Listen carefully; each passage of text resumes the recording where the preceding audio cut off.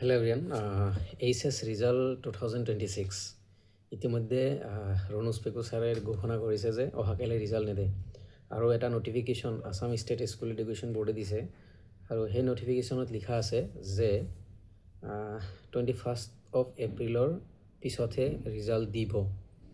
Assam state school education বোৰ্ডে 16 তাৰিখ মানে আজি নটিফিকেশ্যনটো দিছে আৰু তাৰে মতে এনাউন্সড আফটাৰ 21 এপ্ৰিল মানে 21 এপ্ৰিলৰ পিছত ৰিজাল্ট দিব।